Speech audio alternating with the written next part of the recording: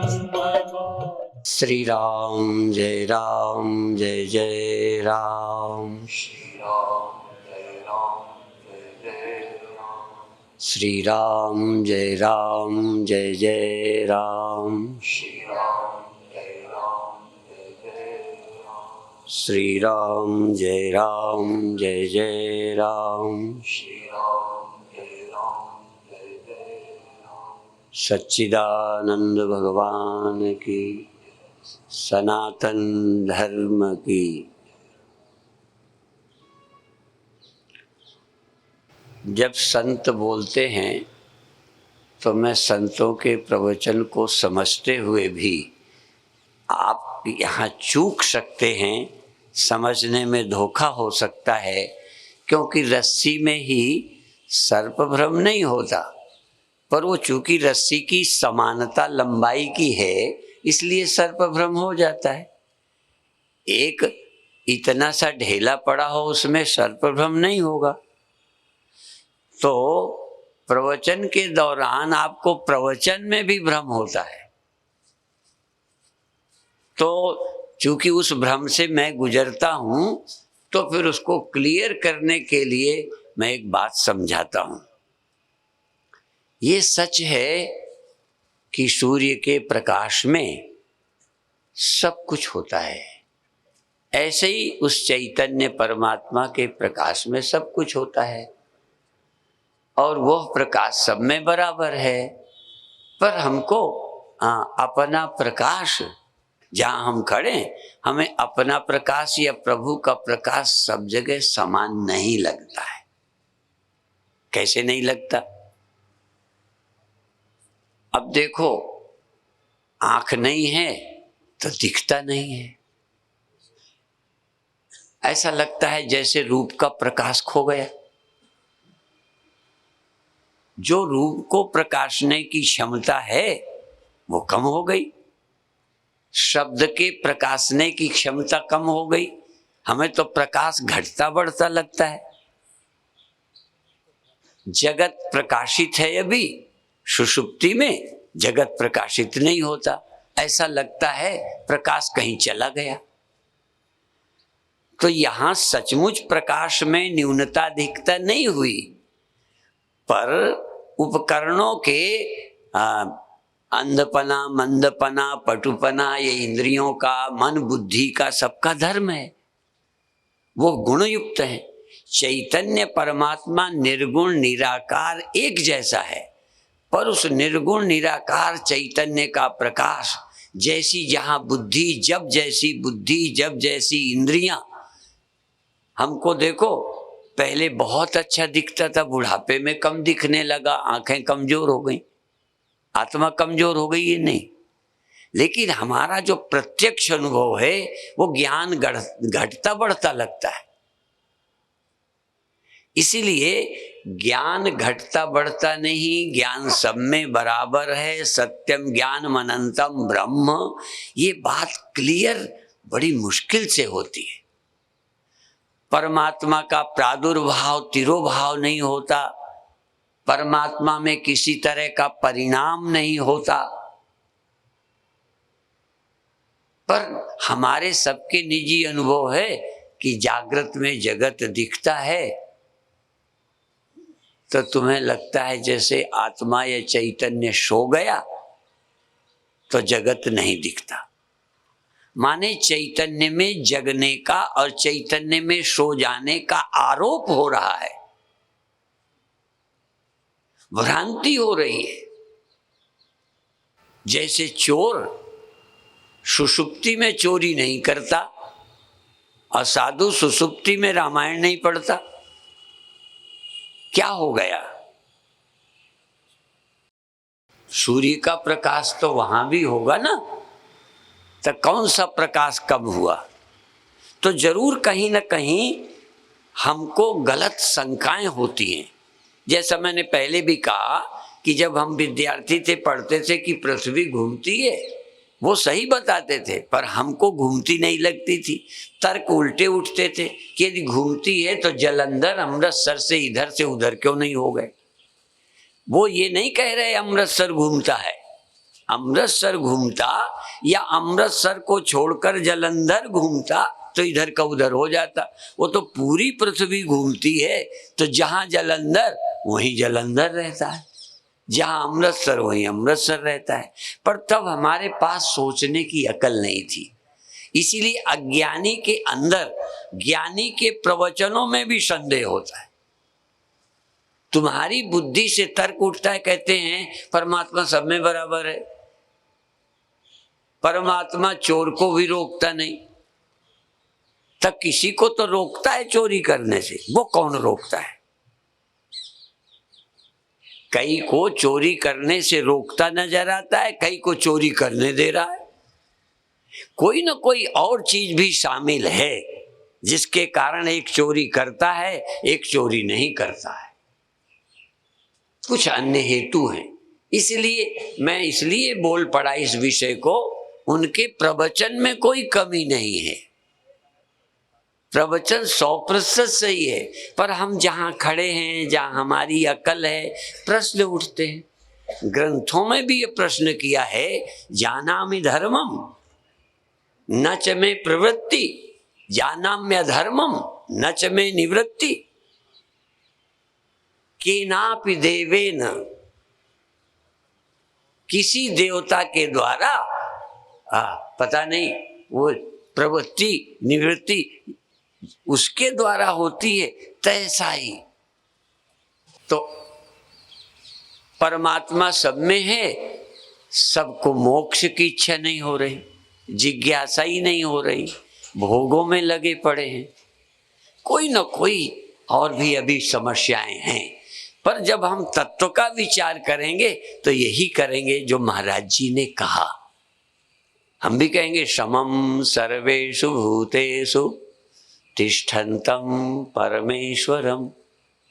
परमात्मा किसी में कम ज्यादा नहीं है, पर जागृत में भी परमात्मा, स्वप्न में भी परमात्मा, सुषुप्ति का आश्रय भी परमात्मा।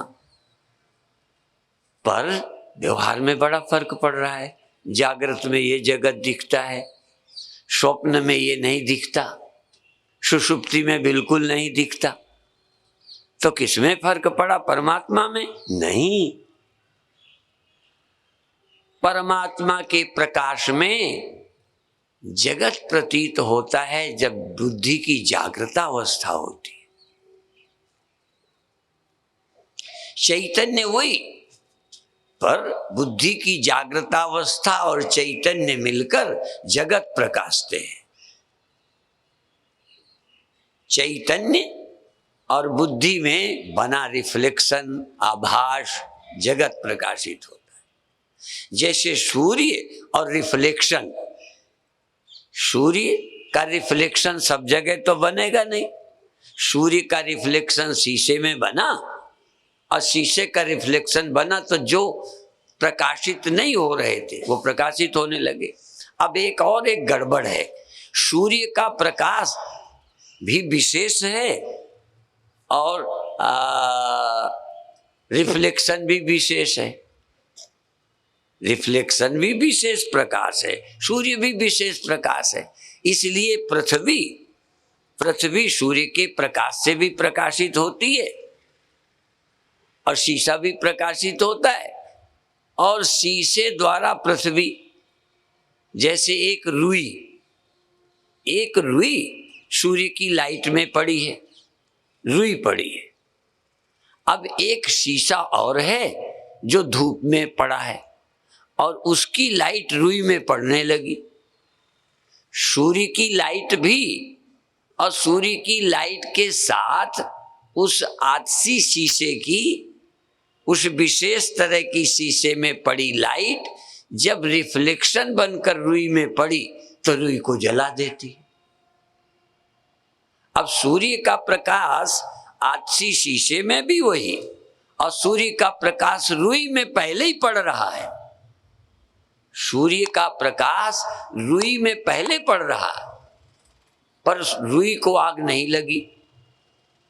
और उसी रुई को आदसी शीशे के द्वारा जब एक लाइट, दो लाइटें हो गई, एक समान एक विशेष, तो आग लग गई। तो समान चेतन सारी सृष्टि में रहता है, सुषुप्ति में, जागृत में, स्वप्न में, पेड़ में, पहाड़ में, सारी दुनिया में समान चेतन रहता है। अंतःकरण रूपी शीशे में समान भी रहता है, विशेष भी रहता है। अब अंतःकरण में यदि रुई को आग लगानी है तो एक जगह स्थिर रखो और नहीं हिला दो। यदि उसको हिलाते रहो तो भी रुई में आग नहीं लगेगी।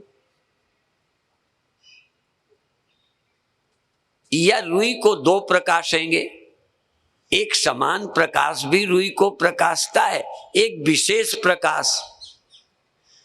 तो समान चेतन सारी दुनिया में रहता है, देह में रहता है, पर देह का पता ही नहीं चलता।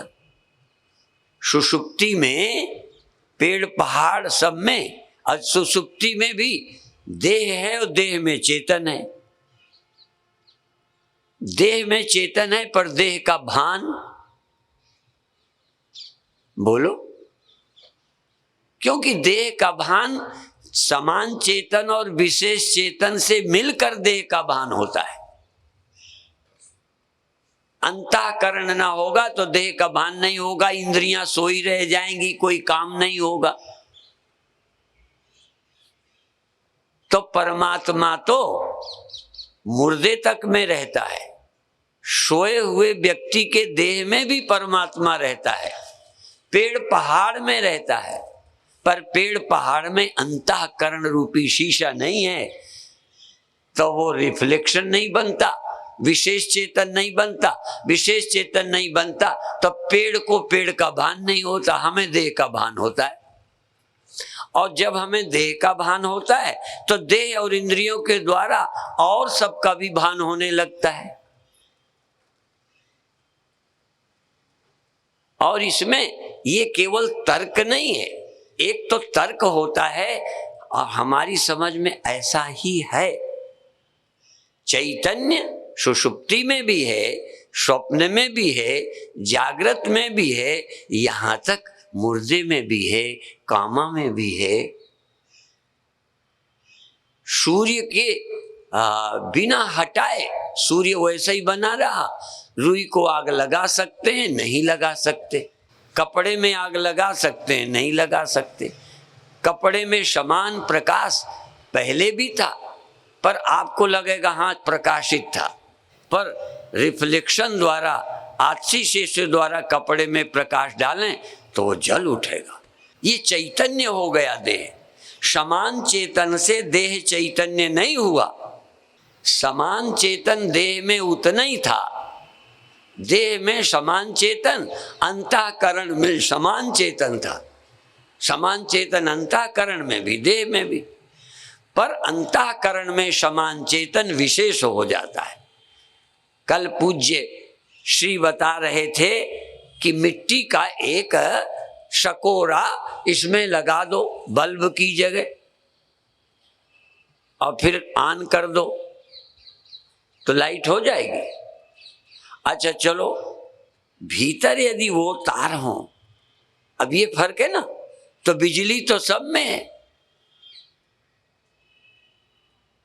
तो ये जो अभी हमें चेतन में फर्क लगता है वो लगता ही नहीं है, कुछ होता तो है। रिफ्लेक्शन बनता है शीशे में, पानी में बनता है, जमीन में नहीं बनता। तो चेतन देह में रहता हुआ देह इंद्रियों को जागृत नहीं करता। ये इंद्रियां और देह पड़े थे, देह में कोई छूने की शक्ति नहीं, देखने की शक्ति नहीं, महसूस नहीं करता, चेतन रह रहा है। क्यों? वो विशेष चेतन इंद्रियों से तब जुड़कर होगा, समान चेतन, इसलिए विषयावच्छिन्न चेतन और अंतःकरण अवच्छिन्न चेतन। अब हम कहेंगे देह अवच्छिन्न चेतन और अंतःकरण अवच्छिन्न चेतन। चेतन अंतःकरण में, देह में, दोनों में। वो जो बाहरी विषय छोड़ो, विषय अवच्छिन्न वही नहीं, देह भी विषय है। बाहर के विषयों में तो चेतन रहता ही है, देह भी एक विषय है, इसमें भी चेतन रहता है। तो देह अवच्छिन्न चेतन और अंतःकरण अवच्छिन्न चेतन, अंतःकरण अवच्छिन्न चेतन से जब लाइट विशेष हो जाती है तो देह प्रकाशित हो जाता है, फिर आंखें प्रकाशित हो जाती है और फिर दिखने लगता है। दिखने लगने में कर्म अलग अलग है। आपका अंतःकरण यदि साधु जैसा है तो आप बुरा नहीं करेंगे, अंतःकरण जिसका जैसा, और ब्रह्म ज्ञानी का अंतःकरण तो कहने क्या है। जिस अंतःकरण को विशेष चेतन होते हुए भी मैं देह हूं सोचता था, वही विशेष चेतन अपने को समान चेतन से एक मानता है। विशेष चेतन ही देह से एकात्मता करता है, देहाभिमान करता है, और विशेष चेतन ही विशेष चेतन को प्रतीति मात्र मानकर ये निश्चय करता है कि चेतन एक ही है और मैं चेतन हूं, मैं सब जगह हूं। तो फिर देह में मैं मात्र प्रतीत होता हूं, देह में आया लगता हूं। मैं तो देह में पहले ही, शरीरस्थोपि कौन्तेय न करोति न लिप्यते। समान चेतन की तरफ जब मैं देखता हूं तो मैं जगता सोता तक नहीं हूं, मैं करता नहीं हूं। अस्नाविरम शुद्धम अपाप विद्धम, वो जीव दृष्टि से ही ये सारे ख्याल आते हैं। तो जब जीवाध्यास मिट जाता है तो देहाध्यास साथ मिट जाता है। देहाध्यास, जीवाध्यास और ब्रह्माभ्यास, अहम ब्रह्मास्मि, मैं सर्वत्र हूं। ये कहना नहीं, थोड़ा ध्यान, निधि ध्यासन, अपने को व्यक्ति न मानकर, अपने को चिदाभास मात्र न मानकर, या चिदाभास के रहते अपने चित स्वरूप का स्मरण करो कि मैं एक जगह रहने वाला हूं या सब जगह। तो अहम ब्रह्मास्मि चैतन्योहम, इसका जब विचार करते हैं, पद्धति है, ये भी ध्यान कर सकते हैं। जैसे हम ऑब्जेक्ट का ध्यान करते हैं, किसी विषय का ध्यान करते हैं, अच्छे विषय का, बुरे विषय का ध्यान आता है तो काम पैदा होता है। ध्यायतो विषयान् पुंसा संगस्तेषु उपजायते, संगात् संजायते कामा, कामात् क्रोधो विजायते, क्रोधात् भवति सम्मोहः, सम्मोहात् स्मृति विभ्रमा, स्मृति भ्रंशात् बुद्धिनाशो, बुद्धिनाशात् प्रणश्यति। ये एक है। और एक ये भी है, हम इसी बुद्धि और आभास में ये देख सकते हैं चैतन्य कितने हैं। क्या चैतन्य बदल करके विशेष बनता है या विशेष लगता है?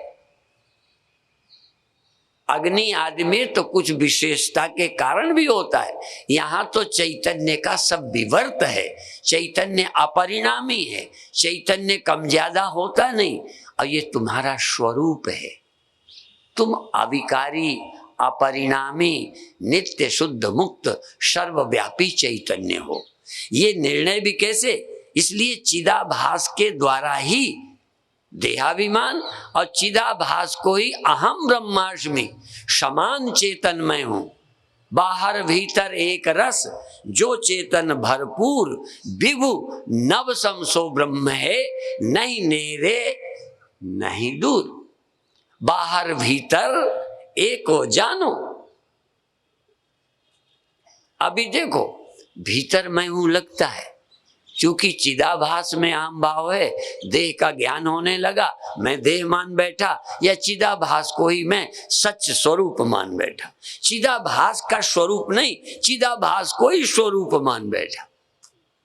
इस चिदाभास द्वारा अपने चित स्वरूप का स्मरण कर सकते हैं, वाणी का सहारा लेकर। तो बाहर भीतर एक हो जानो, ये गुरु ज्ञान बताई, ये गुरु का ज्ञान है, ये गुरु मत है। और मैं अलग हूं, तुम अलग हो, ये मन मत है, प्रकृत है। ये कोई विचार का नहीं है, कोई शास्त्र का नहीं है, ये हमारा अपना अनुभव है। तुम्हारा अपना अनुभव है कि सुबह हम देह में आते हैं, देह में रहते हैं, और कई का दे अनुभव ये आते हैं और ये भी नहीं कहते हम आए, कहते हैं हम दे हैं। आके घर में आए और घर को मैं कहने लगे, सो गए घर भूल गया, जागे तो फिर घर को मैं कहने लगे। इससे ज्यादा बेवकूफ दुनिया में कोई होगा कि घर को कोई मैं कहने लगे? घर को तो पता ही कुछ नहीं, घर को ना पता है मैं बड़ा मकान हूं कि छोटा मकान हूं, कि सफाई है कि नहीं है, ये तो घर के मालिक को।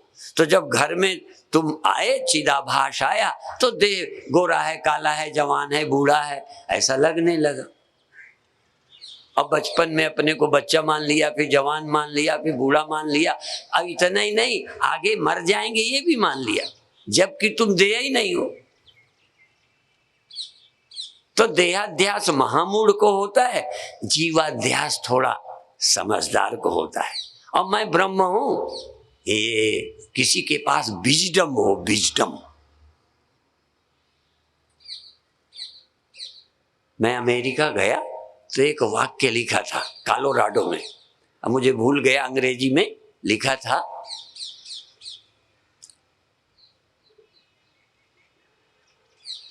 Wonder is the beginning, wonder is the beginning of wisdom. चमत्कार का अनुभव, विलक्षण अनुभव, ये जो वंडर लगता है, जैसे भगवान कृष्ण ने अर्जुन को, ये कहते विजडम का प्रारंभ है। ध्यान में चमत्कार, रोशनी, ये सब विजडम के प्रारंभ हैं। विजडम तो जब आती है ना, आहा, ब्रह्म सत्यम जगन मिथ्या जीवो ब्रह्मैव न परा।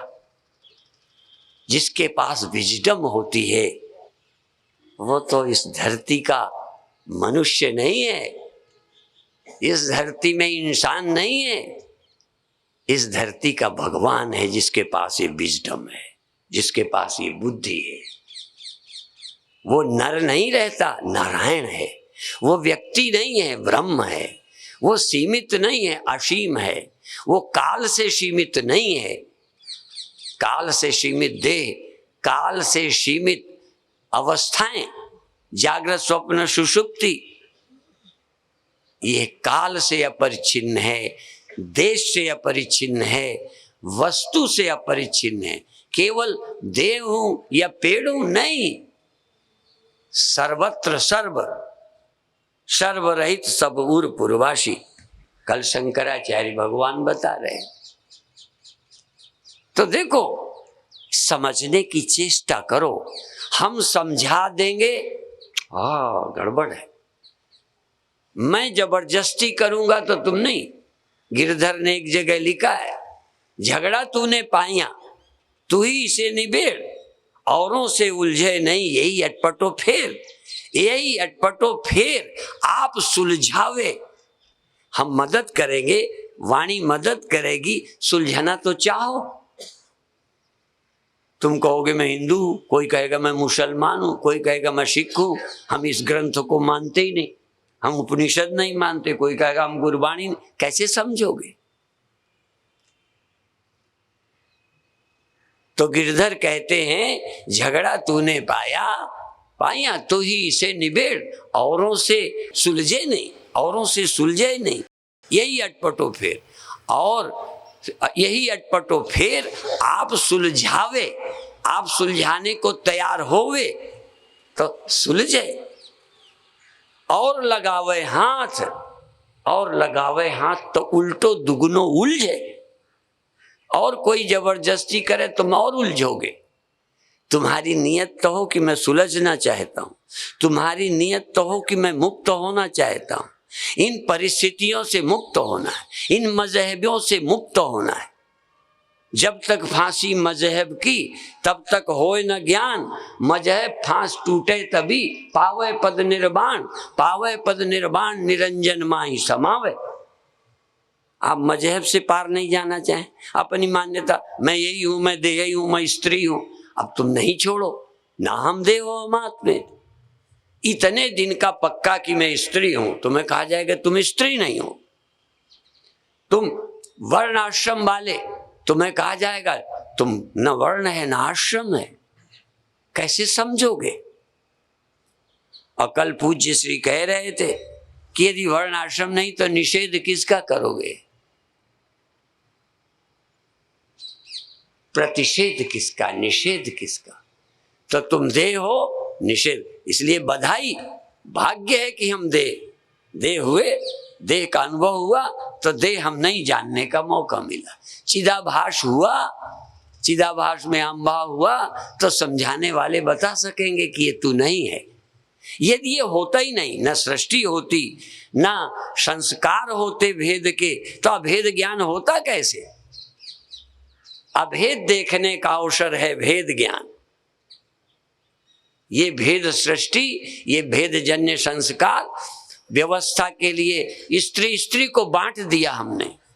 स्त्री स्त्री नहीं, विदेशों में स्त्री स्त्री है, पुरुष पुरुष है, बस। जानवरों में मेल मेल, फीमेल फीमेल। जानवरों में कोई मेल बहन नहीं होती, कोई फीमेल बाप की बेटी नहीं होती, वो तो फीमेल फीमेल, मेल मेल, और सेक्स के लिए मेल फीमेल। लेकिन संयम के लिए सब मेल, सब फीमेल हैं, सब मेल हैं। लेकिन उन मेल फीमेल में मेरा कोई पिता है, मेरा कोई भाई है, मेरी कोई बहन है, कोई मेरी बेटी है, कोई मेरी माँ है। ये भेद संस्कार शास्त्र ने दिया, और ये दिया, इसका उपयोग करा, और मुक्ति के लिए न वर्णा समाचार धर्म, न में धारणा ध्यान, खूब ध्यान कराया, और बाद में खंडन। न में धारणा ध्यान योगादयोपि अनात्माश्रयाम न मुक्तिर्न बंधन चिदानंद रूपा शिवोहम शिवोहम। धीरे धीरे प्रकृति के द्वैत से सांस्कृतिक द्वैत में, शास्त्र के द्वैत में आ जाओ, और बाद में शास्त्र अद्वैत में ले जाएगा, अद्वैत ज्ञान करा देगा। यदि हम तुम अलग अलग ना होते, दिखते भी नहीं, तो कौन सुनता, कैसे सुनाता? सुषुप्ति में मैं कैसे सुनाऊंगा? सुषुप्ति में आप कैसे सुनोगे? इसलिए ये भेद की उत्पत्ति अभेद ज्ञान के लिए अवसर है। ये देह ब्रह्म होने का अवसर है, ये नरदेह नारायण होने का अवसर है। इसलिए आवश्यक है कि सत्य को समझें, समझने का अवसर माने। भई प्राप्त मानुख, आगे तुम बोलो। देखो जी, गोविंद मिलन की, गोविंद समझने की, गोविंद पाने की, ये तेरी बरिया, ये तुम्हारी बेरिया है गोविंद पाने की। सही बोलो, है बेरिया। ग्रंथ तो कहते हैं, पर तुम्हें तो अभी धने होने की बरिया है, राजा बनने की बरिया है, और सब काम की। कहने लगे गोविंद मिलन की बरिया इस जन्म में नहीं। कई के लिए तो ये है, बहुत जन्म बिछुड़े ते माधव, ये जन्म तुम्हारे लेखे। अब ये बात तो गुरुओं की है, क्या ये जन्म उसी के लिए मिला है तुम्हें? भाई इतना तुम कर दो तो अगला काम हम कर देंगे। ये पक्का तुम करो कि ये जन्म हमें मुक्ति के लिए है, ये जन्म हमें भक्ति के लिए है, ये जन्म हमें गोविंद को पाने के लिए है, अद्वैत अनुभव के लिए है। हमारा जन्म इसके लिए था तो हम तो इधर आ गए लगे। तुम्हारा जन्म इसके लिए है नहीं तो 2 मिनट को आए खिसक गए। साल भर के बाद छुट्टी। अच्छे विद्यार्थी स्कूल के साथ घर में भी पढ़ते हैं, रिकॉर्ड बना लेते हैं, और कई लोग तो स्कूल में भी पूरे मन से नहीं पढ़ते, घर में तो जरूरत ही नहीं। आप इसके बाद छुट्टी हो जाएगी कि पढ़ाई? सम्मेलन के बाद भी चिंतन, पढ़ाई, स्वाध्याय चलेगा कि छुट्टी? जिनकी समझो छुट्टी, वो अगले साल फिर छुट्टी, फिर अगले साल उसी क्लास में बने रहोगे। यदि मुक्त होना है तो ये क्लास चलती रहनी चाहिए, घर में भी स्वाध्याय चिंतन चलते रहना चाहिए। आज मैंने आग्रह किया कि मुझे पहले दे दो, क्योंकि कल और पहले बोलना है। कल मुझे 7 बजे बोलना है, देखो घड़ी से सर तुम कहोगे कहाँ है और होगा। कल मैं 7 बजे बोलूंगा, 7:45 मैं घड़ी से बंद कर दूंगा। अन्य संत पीछे बोलेंगे। इतना कहकर समाप्त करता हूं। आपको सुनना है तो आइए, मेरा सब्जेक्ट है। इंग्लिश टीचर आवे तो जिनका विषय हो इंग्लिश पढ़ें, जिनका संस्कृत विषय हो संस्कृत टीचर आए तो पढ़ें। तो यूं तो सभी यहाँ एक ही विषय के टीचर हैं, पर फिर भी हम जब पढ़ते थे हम अपने टीचर से नहीं पढ़ते थे। एक बीए में पढ़ने वाला गुप्ता था, वो कानपुर पढ़ता था, तो उसका पढ़ाने का ढंग इतना अच्छा था तो हम गणित उससे पढ़ते थे। कई बार पढ़ने के पढ़ाने के ढंग पर है। आपको अच्छा लगे तो टाइम पर आइएगा, कल फिर सुनाएंगे। ओम शांति शांति शांति।